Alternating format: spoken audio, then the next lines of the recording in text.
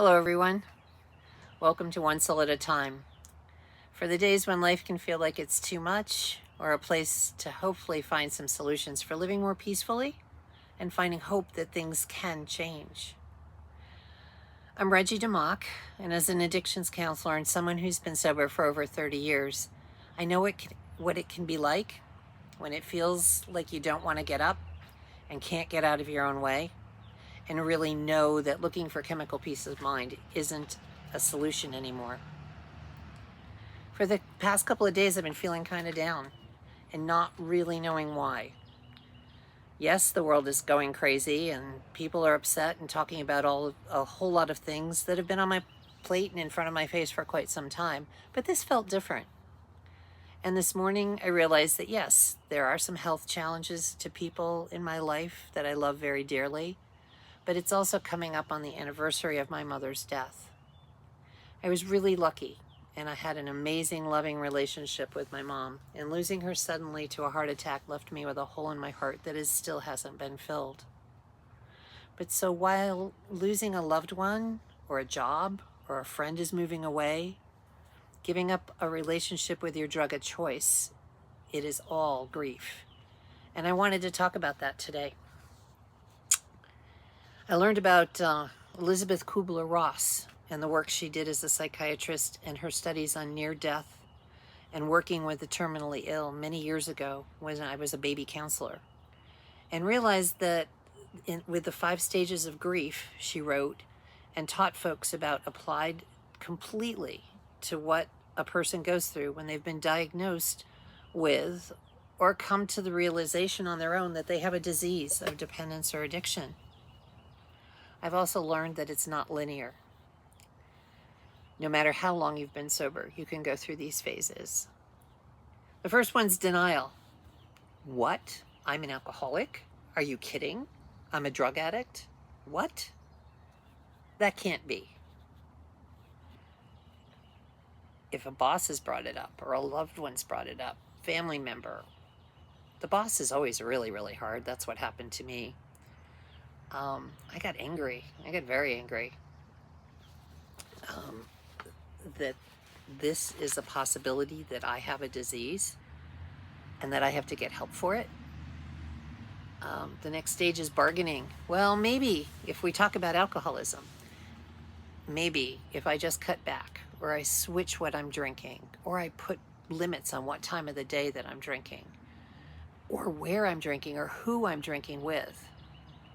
I learned later when I was going to meetings and reading stories in the book Alcoholics Anonymous, I came to see that there were people that wrote about all of those changes I tried to make, but I was bargaining. That's what I was doing. Folks that have been diagnosed with cancer, diabetes, they try to make deals. They're looking for second opinions, but it's an absolute stage that we experience all of these thoughts and emotions. Depression, and that's where I was today, the sadness, deep sadness. What do you mean? I'm gonna die if I don't make changes?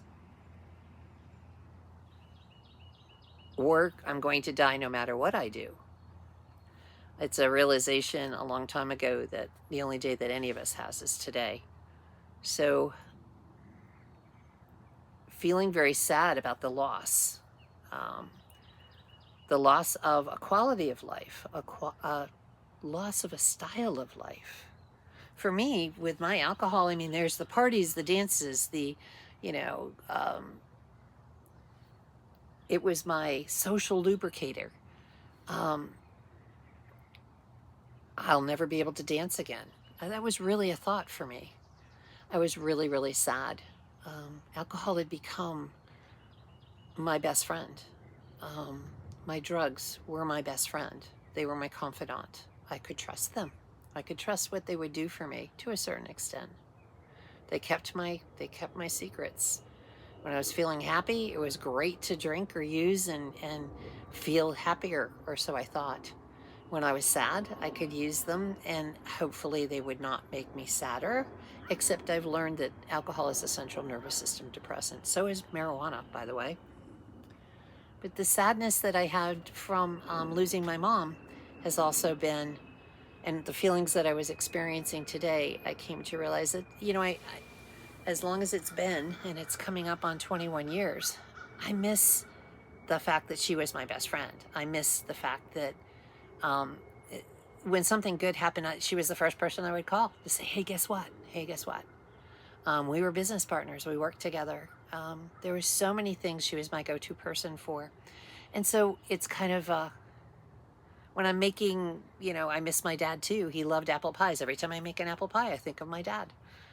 There's feelings of sadness, but I will tell you that with time that I have healed, that those times that it really is a gut punch for me, and I might be close to being moved to tears, those times get farther apart. Those times get farther apart, and the time that I am actually feeling very, very sad is shorter than it was when I first lost them. The last stage is acceptance. It's happened. Acceptance doesn't mean that everything is okay. Acceptance means it is what it is. That I have lost the job, or my best friend is moving away, or my mom has passed away. It's learning how to live each day fully to the best of my ability. I've had to learn to live with my disease. I've had to learn how to balance meetings and eating right and having quiet grounding time to manage my crazy brain. These are all things that acceptance doesn't mean it's all right. It just means it is what it is. And to move on.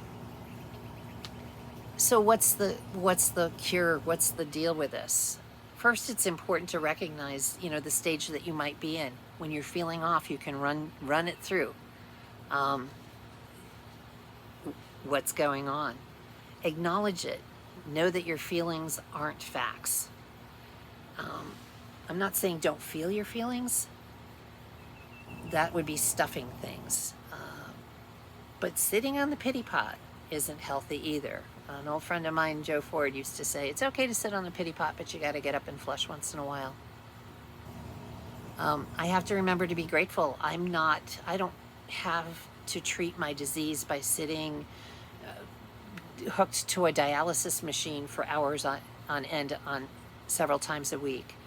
I don't have to take debilitating chemotherapy drugs to treat my illness. I put my disease in remission by taking a daily dose of spiritual medicine, and that can keep me in remission. Being with others, support groups for any loss that you might have experienced. Find the right group that understands what is needed for your healing journey.